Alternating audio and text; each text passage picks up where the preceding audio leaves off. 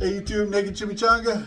And Apex 5.1. You're watching GTA Dirty Jokes and Jobs, where we do the Dirty Jokes subreddit while we do jobs and goof around and talk and hang out. Have a couple drinks maybe sometimes. Have a drink. Cilantro. Cilantro, YouTube. Check this guy's channel out. He does a lot of breakdowns of wrestling belts. I do. Wrestling figures. Wrestling everything, really. Yeah, just wrestling. check him out. He's very thorough with his breakdowns. And, All right. He's got a bajillion belts, so... Enjoy the video. Okay. I only know that because, we're doing a sale. I was going to say, because we're doing it anyway. Oh, yeah. Totally. We're always going to do a sale. As soon as I saw that number, I'm like, so we're doing a sale. Oh, and it's one garbage truck. Nice.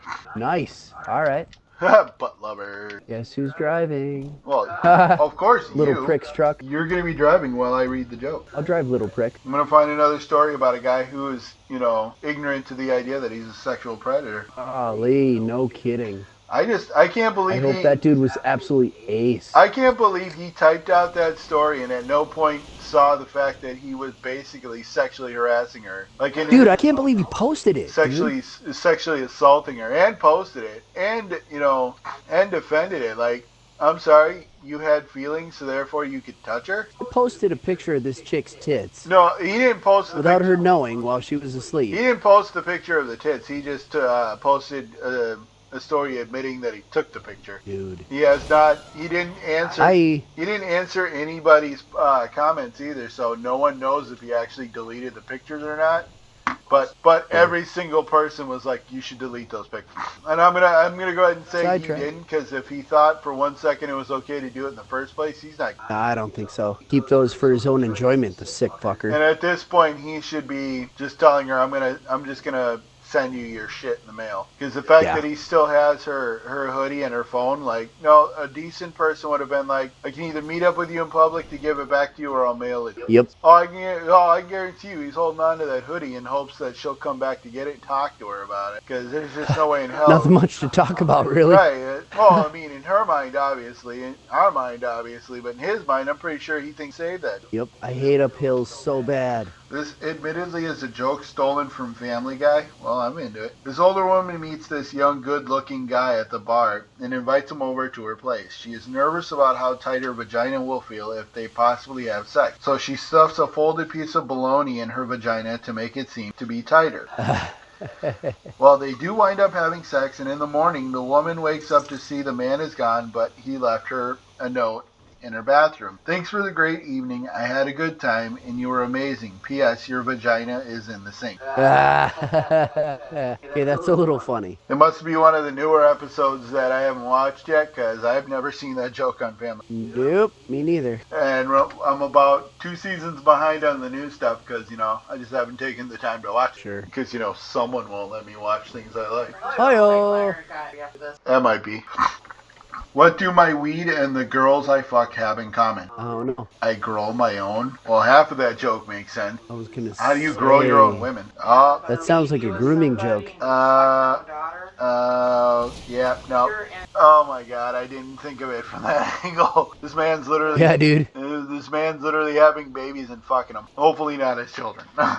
Yes. That's the only thing that makes sense at this point is the fact that it's his own kids, and that's what he means by growing them. Hopefully he's going full Leo. And just dating them young. Whoop, I got to turn. All right. I went out with this girl once. She had a seashell tattooed on her inner thigh. I swear every time I put my ear up to it, I could smell the ocean. I think I've read that one before. It's not. It's not new. Here's the first one. We just made it to the first. Jesus Christ. I think you have to pull up. Got to deliver to the drop-off. I think you have to pull up a little more.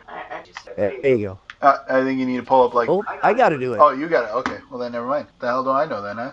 Okay. I already read that one. Oop. Hypothetically, ooh, I want to hear this one. A father and his son are sitting down together. The son was doing his homework when he comes across the question, Dad, I can't seem to understand what hypothetically, you know how it works? The dad thinks for a second and says, go call your mother and I'll show you. The son happily fetches his mother. The father then says to his wife, if someone were to offer you $1 million, but in exchange you would have to have sex with a man other than me, would you do it? The wife thinks a little and says, well, I wouldn't want to, but you know how much I love my family and how been really tough financially as of late, and it would surely help. I'd probably do it to help our family out. The father says, thank you for the answer. You can go back to what you were doing. The wife leaves, and the son says, I still don't get it, Dad. What does that have to do with anything? The dad sighs and says, go get your sister.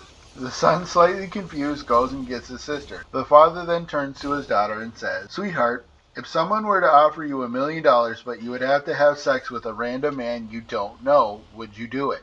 The daughter blushes and says, well, of course I wouldn't want to, but you know how much you mean to me, Dad. And I know if I were to get that money, I'd be able to get you that treatment for your heart that we can't currently afford. So I'd sacrifice myself for you to remain with us longer because of how much I love you. The dad says, thank you, sweetheart. Go back to whatever you were doing. And the daughter leaves. The son, still confused, says, I still don't get it, Dad.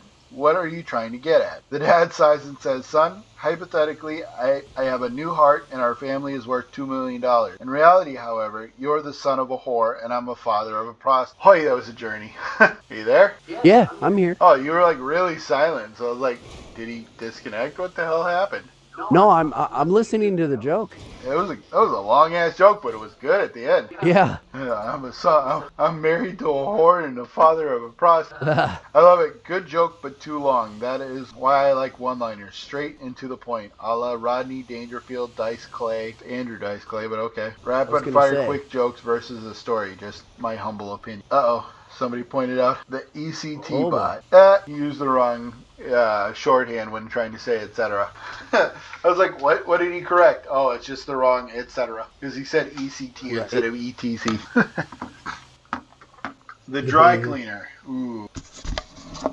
A young lady walks into the dry cleaner and asks the man at the counter if he can get a particular stain out of her miniskirt. He examines the garment, says it should be no problem, takes the soiled skirt and says, thank you, come again. She replies as she is walking out the door, what? No, it was just gravy this time. Okay, we go over here. This one's a tight squeeze. Bahamas honeymoon. A man took his new bride, Wendy, on a honeymoon trip to the Bahamas. He wanted to surprise her, so he got her name tattooed on his penis. She was so delighted that she banged him till she passed out. While she was resting, he decided to take a walk on a nude beach. There he encountered a local man who had Wendy tattooed on his penis too. Hey there, he said to the man, I got the same tattoo on my dick as you. Is your wife named Wendy too? The man laughed as he stretched out his cock and said, no, man. My tattoo says, welcome to the Bahamas. Have a nice day. It capitalized all the letters. Yep, shrunk down. Shrunk down. Because, yeah, the W in welcome, the E in the N in nice, and the D and Y in day are all capitalized. That's awesome. That is amazing. It was in a Jamaican accent, but I'm not even going to try that one. Oh, yeah, man.